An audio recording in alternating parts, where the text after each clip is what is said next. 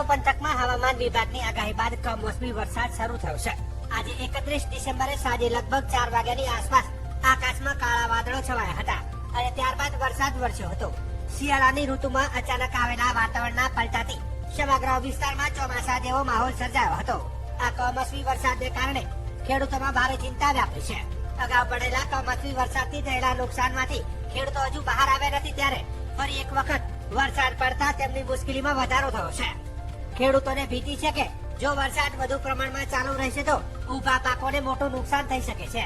ખાસ કરીને રાયડો, એરંડા અને તમાકુ જેવા પાકોને ભારે અસર થવાની શક્યતા છે. વાવ પંથકમાં રાયડો, જીરું, એરંડા અને ઘઉં જેવા શિયાળુ પાકો ખેડૂતોની મુખ્ય આવકનું સાધન છે. આવા સમયે વાદળછાયું વાતાવરણ અને સંભવિત ઝાકળ અથવા તો હળવા વરસાદના કારણે પાકમાં ફૂગ લાગવી, દાણા કાળા પડી જવા જેવા ઉપજ ઘટમાં ઘટાડો થવાની સંભાવના વધી ગઈ છે.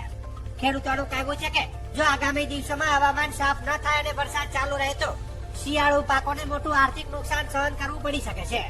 આથી ખેડૂતો હવામાન સુધરવાની આશા સાથે સરકાર અને કૃષિ વિભાગ તરફથી જરૂરી માર્ગદર્શન અને સહાયની માંગ કરી રહ્યા છે.